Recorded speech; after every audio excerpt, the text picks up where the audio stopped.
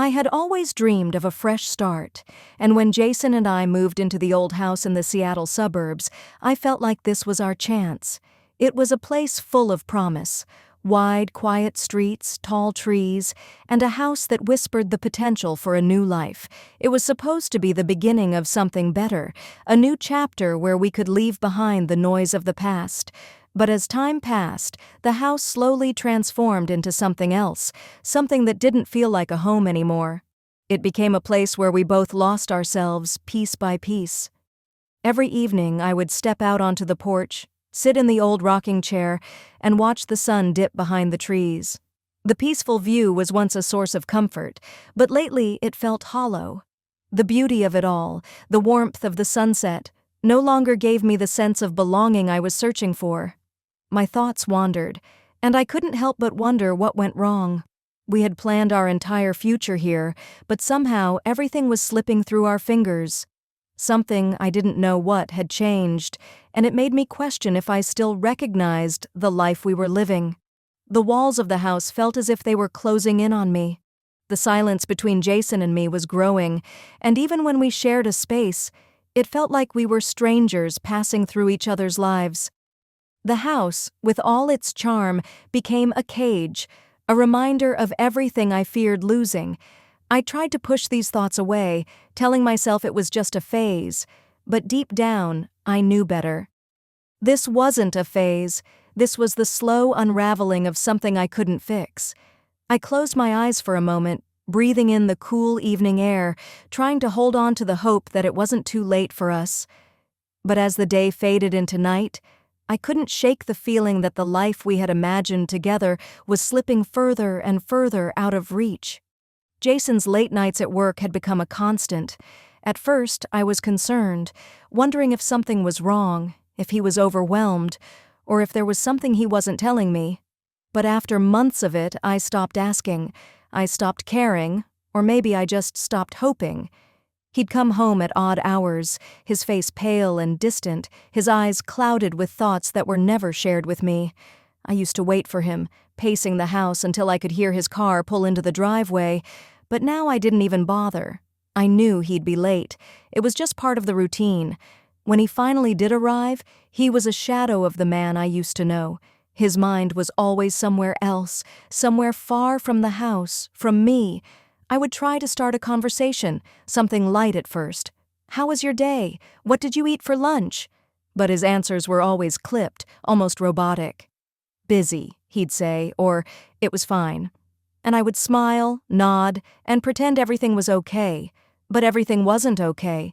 The more we tried to pretend, the more obvious it became that we were just playing parts in a story that wasn't our own. The house that once held so much laughter and excitement felt empty now.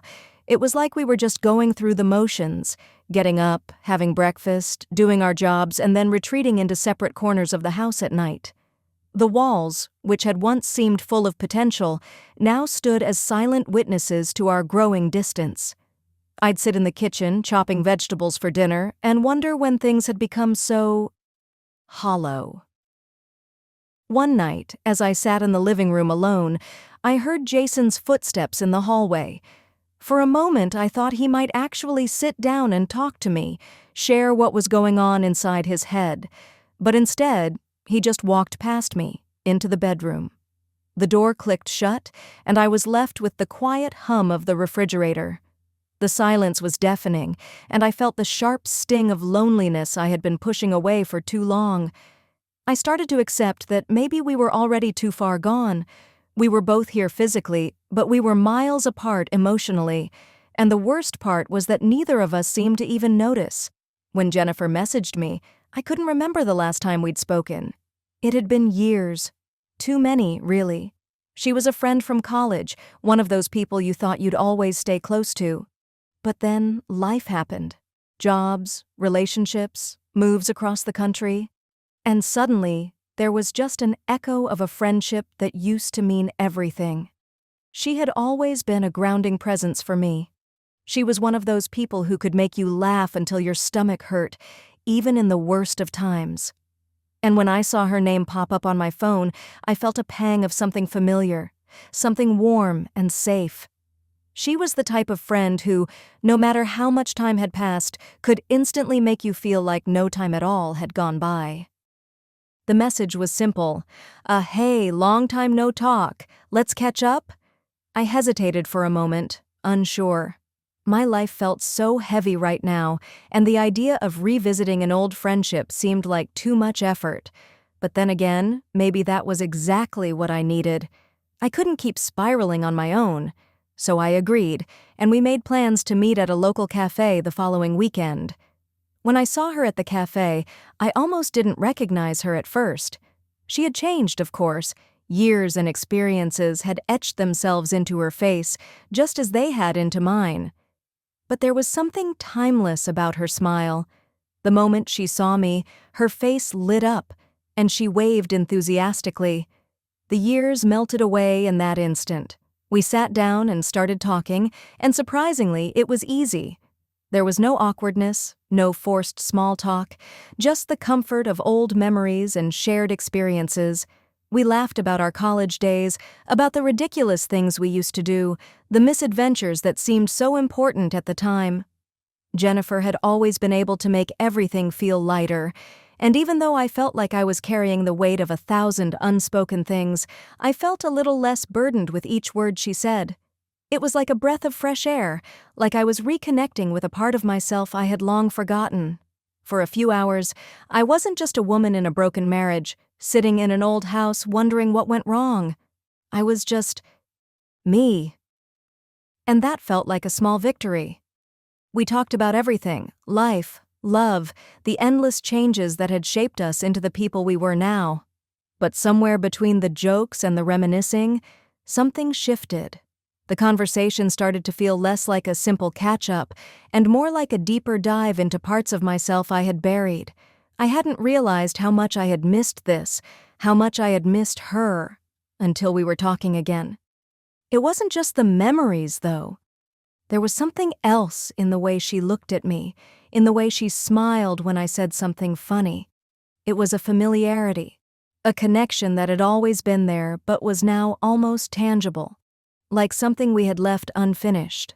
And for the first time in what felt like ages, I felt a little spark of something I hadn't realized I'd been missing. I couldn't quite place it yet, but I knew one thing for sure.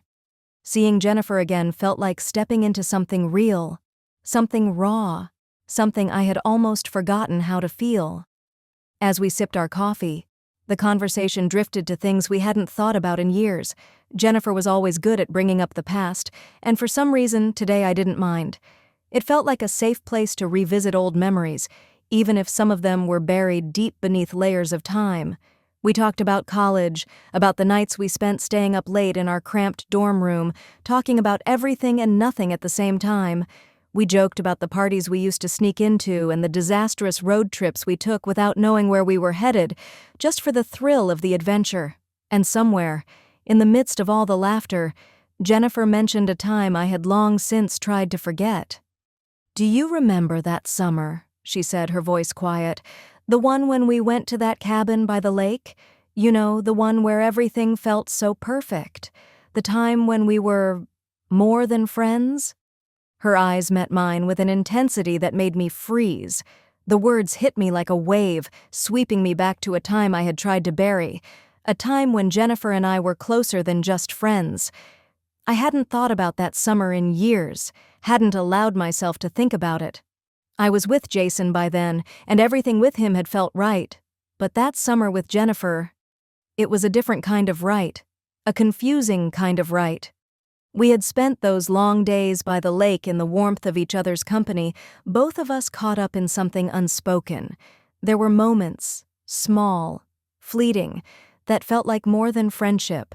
A touch that lingered just a second too long, a look that meant more than the casual smile we exchanged. And one night, under the stars, we had kissed. I remember it clearly, as if it happened yesterday.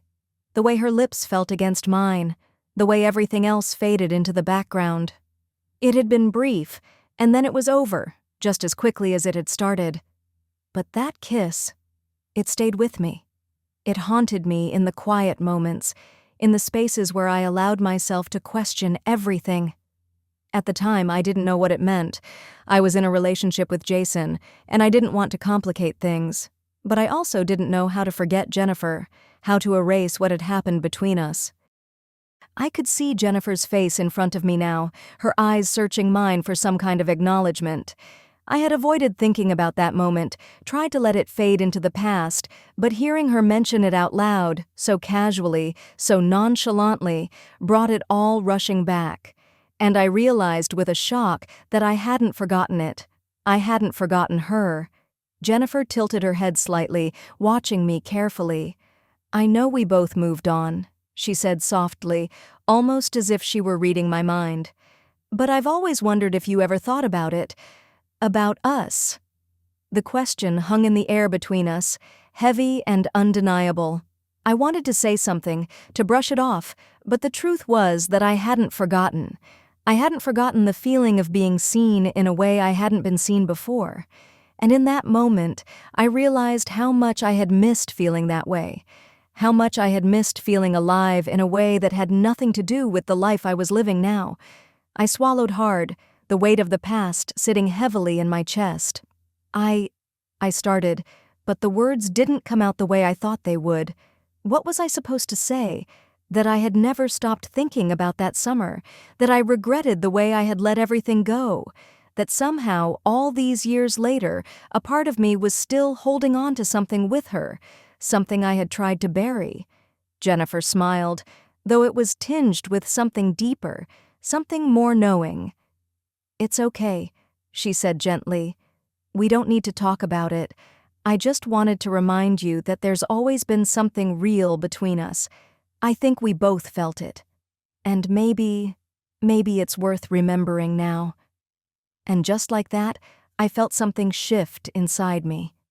A door I hadn't even realized was locked had creaked open, and the flood of memories, emotions, and feelings I had buried for so long began to rise again. As I spent more time with Jennifer, I felt lighter, like I was slowly shedding a weight I didn't even realize I had been carrying.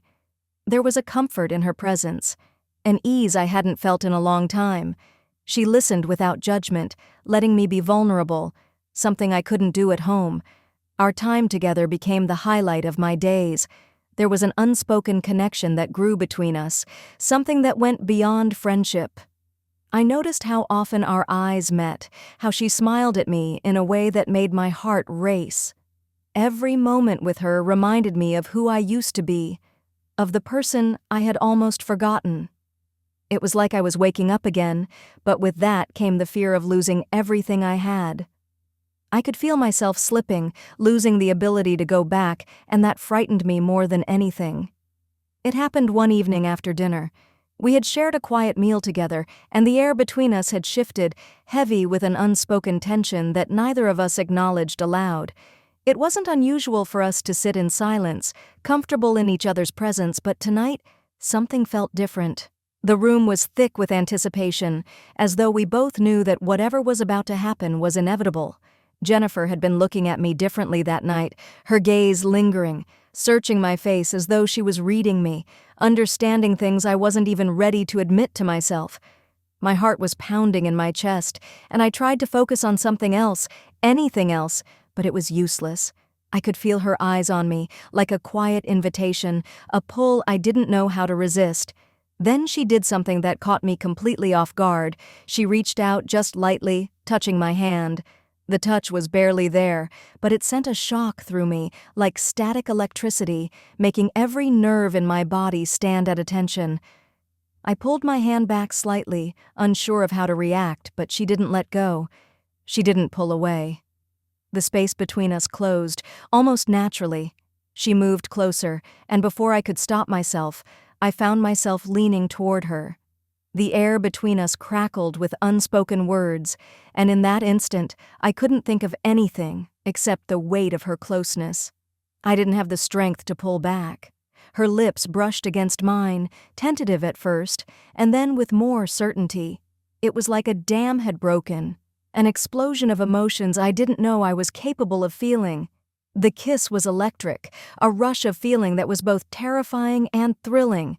I didn't even know what I was doing, but in that moment it felt like the only thing that made sense. When we pulled apart, everything felt different.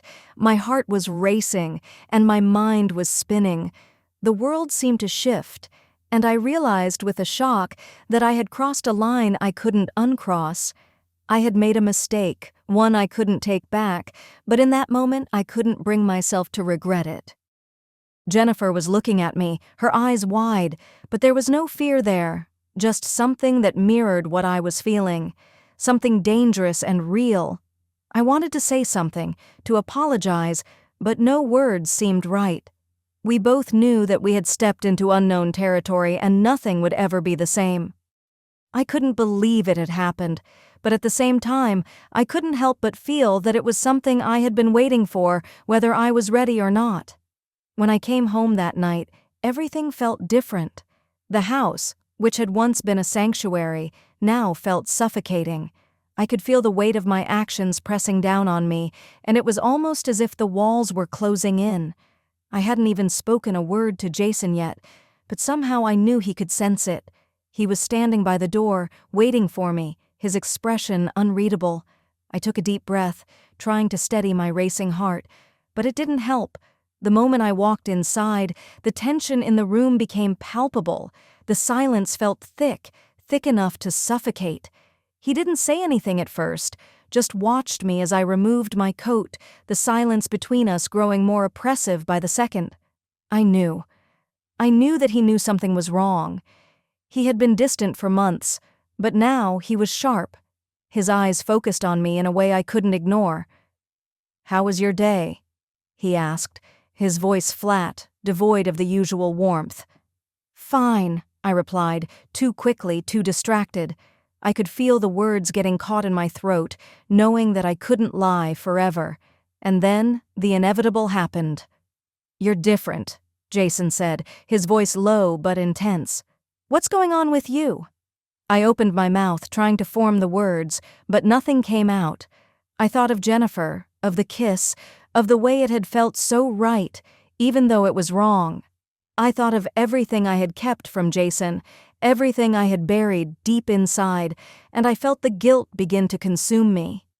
Jason took a step closer, his eyes narrowing as if he were trying to piece it all together. "I know you're hiding something. I can see it in your eyes. You can't hide it from me." The truth spilled out before I could stop it. "I kissed her," I said, my voice barely a whisper. "I kissed Jennifer." Jason stood still for a moment, his face going pale. His eyes widened, the shock evident in his expression, but then something else replaced it. Something darker. His fists clenched at his sides, and the anger that radiated from him was palpable. You did what?" His voice was low, dangerous. "I'm sorry," I said quickly, reaching out to him, but he took a step back, his face hardening into something I didn't recognize. "I can't believe this," Jason muttered, his voice shaky, filled with a mix of disbelief and fury. "How could you do this to me?" "After everything?" I stood there, frozen, as he turned away from me, his anger too much for me to process. I knew it was over. There was no coming back from this. I had broken something, and no amount of apologies or explanations would fix it. His pain was palpable, more real than anything I had ever seen. I could feel the weight of my betrayal settling over me, and the reality of what I had done hit me like a blow to the chest. I had destroyed the life we had built, the trust we once shared, all for a fleeting moment of something that wasn't even mine to claim. And as I stood there, watching him walk away, I realized something. Nothing would ever be the same. The world I thought I knew had shattered, and there was no way to put the pieces back together. The days after I confessed felt like a blur. Jason's silence was suffocating, and the house felt like a cage. I turned to Jennifer, hoping she could offer some relief from the weight of my guilt, but each visit only made things worse. Her house, once comforting, now felt like a place I didn't belong. I was running from the truth, hiding in her presence, but I couldn't escape the reality of what I had done. Jennifer noticed it too. "You're not here because you want to be with me," she said one evening. "You're running away from the mess you've made." Her words hit me hard. She was right. I had destroyed everything with Jason, and I was using her to distract myself from the fallout. But nothing could erase the damage I had caused. In the end, I realized I needed to face the truth, no matter how painful it would be. I couldn't hide anymore.